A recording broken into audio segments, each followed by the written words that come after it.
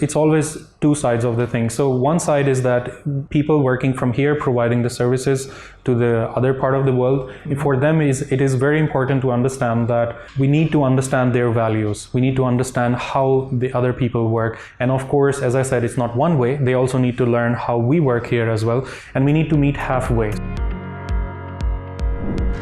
Hello world, this is BetterTech, a podcast where we chat with some of the most successful leaders about the latest industry developments. So join us as we explore the world reliant on tech. This episode is brought to you by Techcell, a leading software development company. Check them out at techcell.com.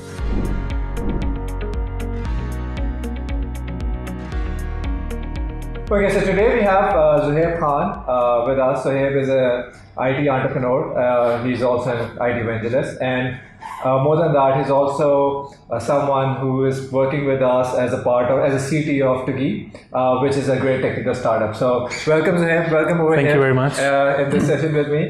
So tell us more about Togee, what it is, and we'll take it from there. So Tugi is a next generation platform, which we're building it for next generation of communication or mobile to mobile communication. A lot of existing platform that provides communication, they're stuck with either video calls, audio calls, or text messages. But we're adding another step into this generation, which is mobile to mobile screen sharing. So no other platform is providing, as of today, mobile to mobile screen sharing and voice and audio possibilities along with text and all that. So we are coming up, and we hope that we're that next generation mobile to mobile communication platform which everybody would look for in next coming decade. Great. So if you can just enlighten us what kind of tech stack it has, what kind of technical complexities it has. So right now, the main part which we're building on is a SIP protocol on the back end, which provide us all the communication. Then we have WebRTC protocols that we use in the back end for mobile to mobile screen sharing. We have streaming protocols, and also we are using RTP protocols as well for streaming and screen sharing. So that's the main stack that we are using. It's a highly competitive area. If you look for in the App Store as of today, there are, I would say, less than 10-15 apps worldwide that provides even audio video communication. So we're actually not even just that, but we are the only, as I said, mobile to mobile screen sharing platform as well, which adds another level of complexity. Interaction and exactly. Communication abilities to that. Exactly. So great. And we just heard the good news that you have managed to raise your pre-seed or first round of funding. Yeah. So how's that going? Right. So yes, we just recently, last summer, we could raise about $1 million funding, and we're looking forward now for the next round of funding. We have a great interest. We have partners such as we're hoping to become partners with mobile companies or telecom operators in UK, in Europe, and potentially in US as well in the future. Sounds interesting. So tell us more about that. We as a company try to help you in some of that. Fact, if you can just share some of that, your experience working with us. Definitely. So previously we hired another team, and just like any other startup, we were facing some issues with the team and all that.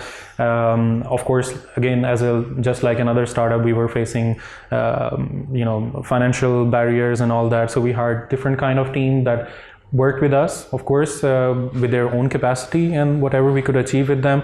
But then we reached to that borderline where we had to find full-time resources and scale up our development and try to overcome those challenges that we've been facing with the other team.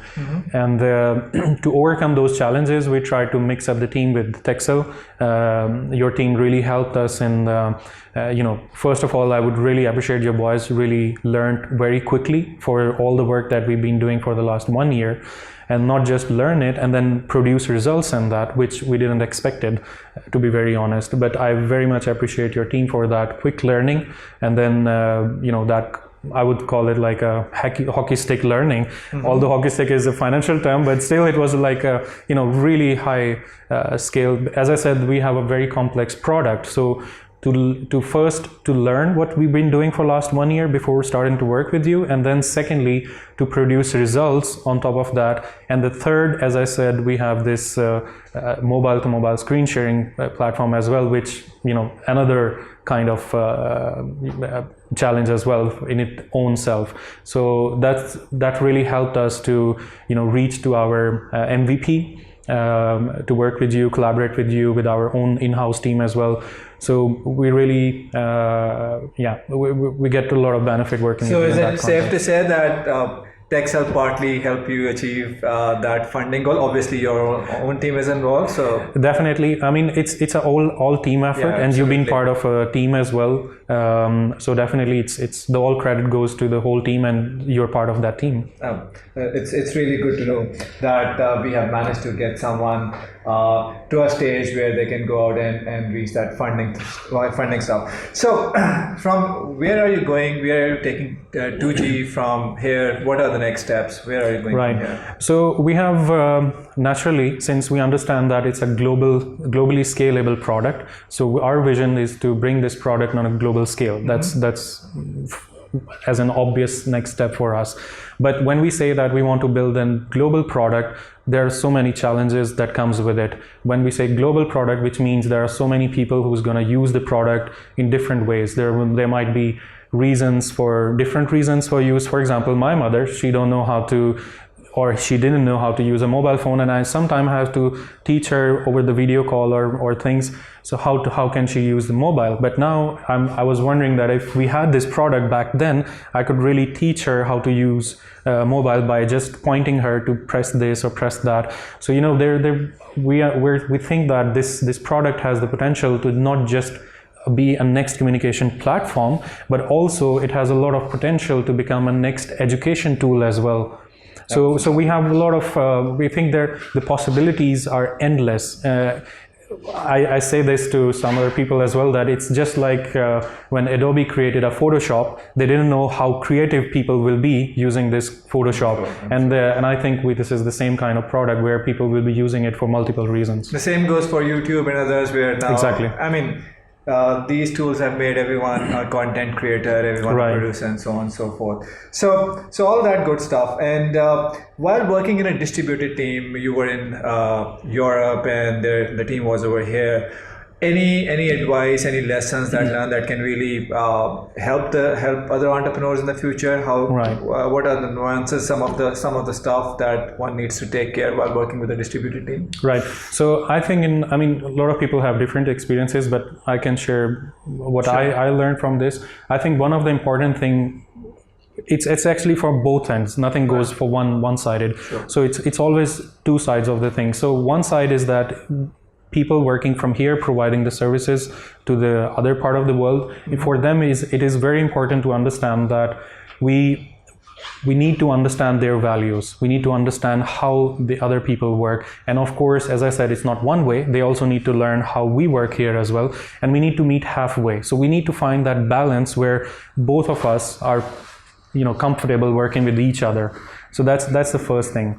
Second thing is that, which I think we couldn't achieve in the early days, but I think we should really focus on from day one to work in a process environment. It brings a lot of possibilities to make sure that a product is delivered as per the time. Of course, in a startup environment, it's very unlikely that you will meet your goals exactly 100%, not because you cannot, but also because you don't know that tomorrow you might experience some other challenge. You learn something new and you evolve on top of that. So be open to change. That's also one of the important aspects. You want to learn from what you're doing, and you need to change according to that. And does these tools like Jira, GitHub, all these collaborative tools, have they made your life easier? Did you feel like that the team probably is sitting in a different room, just probably not in front of your eyes, but maybe in a different room? So definitely we've been using Slack a lot. We've been using, we weren't using Jira before initially because we wanted to do rapid development, without getting stuck into the process, because, change management, it also takes time. Right. So to avoid that initially, but now we are fully working on Jira. We are assigning the tasks. So it really helps when you're working with distributed team or offshore teams. But most important thing, tools are tools. That's one thing. But on top of the tools, you also need to engage the people. You need to share your vision with them. You need to bring them on board with you that, guys, this is what we want to achieve, and this is how we want to achieve, and we would like to get your help. So not just telling them to work for you, but also sharing your idea, you're sharing your vision, be transparent, be open, and engage them with yourself. That's how you can work. Otherwise, nobody likes to be taught everything, like do this and that. No, I think it's all very, very informative, and I'm sure, and I really pray that Tugi really grow places over here, and along with that, the partnership we are building together. So thank you very much for being over here, and it's a great day. Pleasure meeting you.